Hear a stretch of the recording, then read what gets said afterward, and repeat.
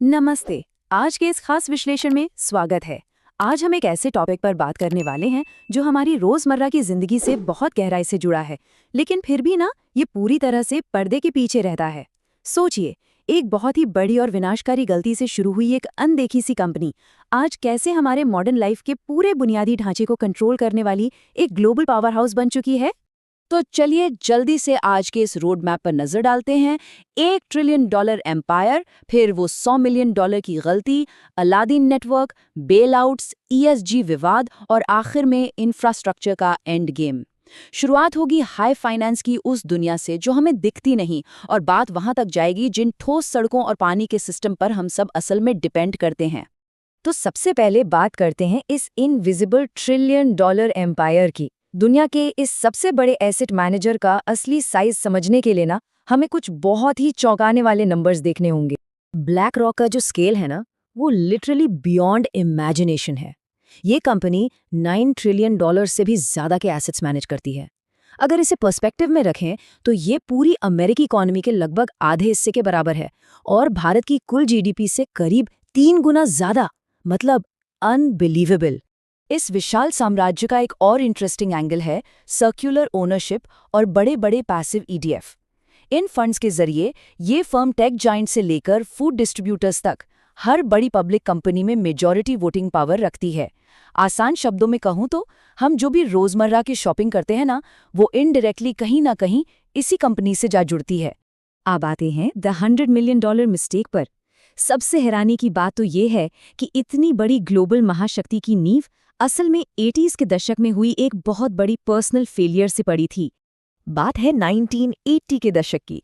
First Boston नाम के investment bank में लैरी फिंक एक उभरते हुए सितारे थे, लेकिन उन्होंने इंटरेस्ट रेट्स को लेकर एक गलत अनुमान लगा लिया। सिर्फ उस एक कैलकुलेशन मिस्टेक से कंपनी को पूरे $100 मिलियन का नुकसान हुआ और रातों रात लैरी की पूरी रेप्यूटेशन खत्म हो गई। फर्स्ट बोस्टन से निकाले जाने के बाद लैरी ने हार नहीं मानी।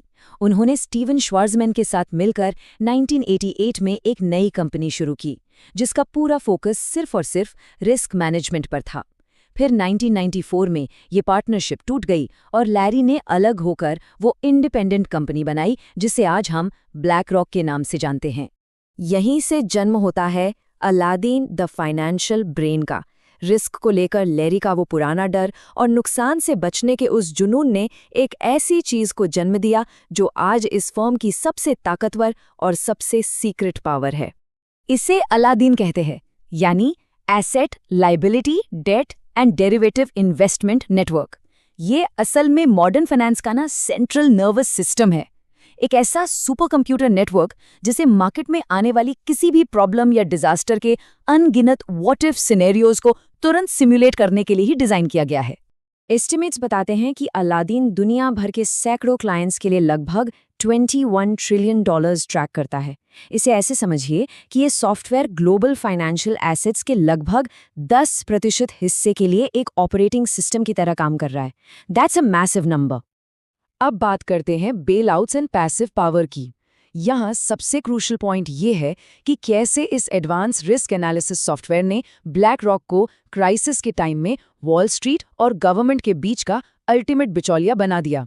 चाहे 2008 का ग्रेट रिसेशन हो या 2020 में पैंडेमिक का क्रैश, दोनों ही बार सरकार ने अपने बेल आउट की पूरी जिम्मेदारी ब्लैक रॉक को ही आउटसोर्स कर दी। 2008 में सरकार ने बेयर स्टर्न्स और AIG के एसेट्स मैनेज करने के लिए इन्हें ही चुना। और सबसे बड़ी आयरनी देखिए, ब्लैक रॉक उन कॉर्पोरेशंस में भी बड़ा शेयर होल्डर था जिन्हें बेलआउट का पैसा मिल रहा था। तो यहाँ एक बहुत बड़ा सवाल उठता है, रेगुलेटर्स को कौन रेगुलेट करता है? खासकर तब जब इस फर्म ने लॉबिंग के जरिए खुद को पैसिव इन्वेस्टर का टैग दिलवा लिया और उन सख्त too big to fail rules से खुद को पूरी तरह बचा लिया। सोर्सेज एक बहुत ही अनप्रेसिडेंटेड रिवॉल्विंग डोर सिस्टम की बात करते हैं। 2020 तक 100 से ज्यादा एग्जीक्यूटिव्स ब्लैक रॉक और टॉप ग्लोबल रेगुलेटरी बॉडीज के बीच अदला बदली कर चुके हैं। अमेरिका के ट्रेजरी और फेडरल रिजर्व से लेकर यूरोप तक, जैसे जर्मनी के चांसलर के रूप में पूर्व black rock executive Friedrich Merz. मतलब ये लोग सिस्टम के अंदर बैठकर सीधे पब्लिक पॉलिसी को शेप दे रहे हैं। लेकिन इसके बाद शुरू होती है द ESG कंट्रोवर्सी। इतनी बड़ी पैसिव पावर होने के बावजूद फाइनली इन्हें सभी आइडियोलॉजिकल साइड से भारी पॉलिटिकल पुशबैक का सामना करना पड़ा। फर्म को हर तरफ से क्रिटिसिज्म झेलना पड़ा। एक तरफ लेफ्ट विंग ने फॉसिल फ्यूल इन्वेस्टमेंट्स को लेकर इनका कड़ा विरोध किया और वहीं दूसरी तरफ राइट विंग स्टेट्स ने ब्लैक रॉक के ESG मैंडेट्स के खिलाफ अपनी नाराजगी जताई और कंपनी से अरबों डॉलर्स का स्टेट फंड वापस निकाल लिया, जैसे फ्लोरिडा ने अपना $2 बिलियन का फंड पुल किया। इस बढ़ते पॉलिटिकल और फाइनेंशियल प्रेशर को देखते हुए ब्लैक रॉक ने बहुत ही चुपचाप अपने कदम पीछे खींच लिए। ESG शेयर होल्डर प्रपोजल्स के लिए उनका जो सपोर्ट 2020 में लगभग आधा था, वो 2024 तक गिरकर सिर्फ 4% रह गया। और अब हम आते हैं दी इंफ्रास्ट्रक्चर एंड गेम पर। जब ETF मार्केट सैचुरेट होने लगा और ESG एक पॉलिटिकल लायबिलिटी बन गया, तो फर्म ने फिजिकल वर्ल्ड की तरफ एक बहुत बड़ा स्ट्रेटेजिक पिवट किया। तो सवाल यह है कि स्टॉक मार्केट के बाद अगला कदम क्या? इसका जवाब कोई फाइनेंस का प्रोडक्ट नहीं है, बल्कि ह्यूमन सिविलाइजेशन के बेसिक एलिमेंट्स को कंट्रोल करने की $68 ट्रिलियन की एक नई ग्लोबल रेस है। सोर्सेस से एक बहुत ही कैलकुलेटेड मूव का पता चलता है। 2024 में $12.5 बिलियन में ग्लोबल इंफ्रास्ट्रक्चर पार्टनर्स को खरीदना हो, पनामा कनाल के पास मेजर पोर्ट्स को सिक्योर करना हो, या फिर युद्ध के बाद यूक्रेन के रिकंस्ट्रक्शन फंड्स को मैनेज करना हो, ये सब रियल वर्ल्ड एसेट्स पर कब्जा करने की एक बिल्कुल क्लियर स्ट्रैटेजी है। और यही इस पूरी कहानी का असली एंड गेम है। इंफ्रास्ट्रक्चर आपको एक ऐसी रीजनल मोनोपोली देता है जहां रिटर्न्स गारंटीड हैं। क्यों? क्योंकि आम लोग अपने लोकल पानी के सिस्टम, सड़कों या एयरपोर्ट्स का यूज करना बंद तो नहीं कर सकते ना। इसे कैटालिटिक कैपिटल स्ट्रैटेजी कहते हैं, जहां पब्लिक यानी टैक्सपेयर सारा रिस्क उठाता है और प्राइवेट फर्म्स सारा प्रॉफिट ले जाती हैं। आखिर में ये सब हमें एक बहुत ही गहरे और अनकंफर्टेबल सवाल के साथ छोड़ जाता है।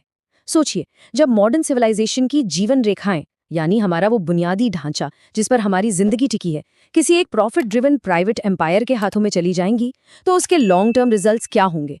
इस बारे में जरूर सोचिएगा। आज के इस विश्लेषण में बस इतना ही।